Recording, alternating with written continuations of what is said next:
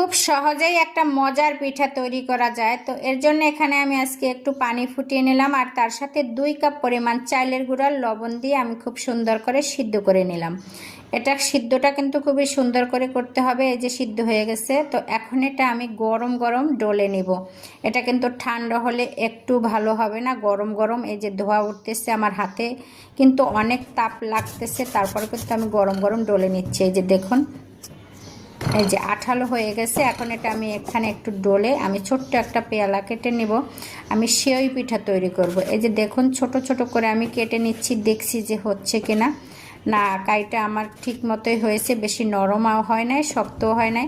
তো আমি এখানে আমি নিজের সুবিধার্থের জন্য আমি সুন্দর করে লতা কেটে নিয়েছি লম্বা লম্বা করে। এখন এটা বাদ দিয়ে আমি একটু কেচি দিয়ে কেটে দেখব যে এটা দিয়ে কি সহজ হয় কিনা। এই কেচি দিয়ে কেটে দেখাটা এর কারণ হলো ইউটিউবে আমি দেখেছি, আর ইউটিউবে আমি এভাবে এই যে রেশাদানি দিয়ে করে এটাও দেখেছি, কিন্তু একটাতেও আমার সুন্দর হলো না। তার থেকে আমি আমার মতো যেভাবে পারছি সেভাবেই আমি এই যে ছোট ছোট করে আমি এখানে কিন্তু সেইগুলো আস্তে আস্তে করে অনেকগুলো কেটে নিচ্ছি। এই যে দেখুন, আমি কিন্তু একটু চালের গুঁড়া দিয়ে আমি শুকনো করে ঝরঝরা করে একটা জালিতে আমি তুলে নিয়েছি, যাতে একটার গায়ে আর একটা না লেগে যায়। কাটতে কিন্তু অনেক সময় লাগে। তো এই যে আমার কিন্তু এক জালি কাটা হয়ে গেছে, মাশাআল্লাহ খুব সুন্দরই হয়েছে, সবগুলো এক সাইজের। এই যে এদিকে আমার ছেলে আমাকে কেচি দিয়ে ছোট ছোট করে এভাবে লতা করে তারপরে কেটে দিচ্ছে এক পরিমাণে, মানে এক রকমের সবগুলো হবে।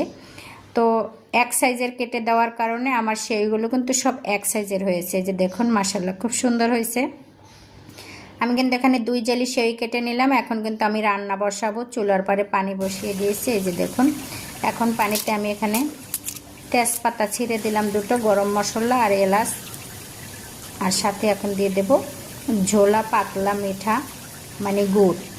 এই ঝোলা গুড়টা আমার কাছে খুবই ভালো লাগে, কালারটাও মাশাআল্লাহ খুবই সুন্দর চলে আসছে। তো আমি এখানে মিঠার পরিমাণটা একটু কম দিলাম, কারণ বেশি হলে খাওয়া যায় না অত মিষ্টি, আমি একটু মিষ্টি কম খাই, তো লাগলে দেওয়া যাবে। এই যে দেখুন, আমি কিন্তু পিঠাগুলো উপর থেকে ছেড়ে দিচ্ছি আস্তে আস্তে করে। মাশাআল্লাহ কালারটা এত সুন্দর আসছে, চোখ ধরে যায় কালারটা দেখে। মিঠার কালারটা অনেক সুন্দর আর পিঠাগুলো সুন্দর ফুটে উঠেছে।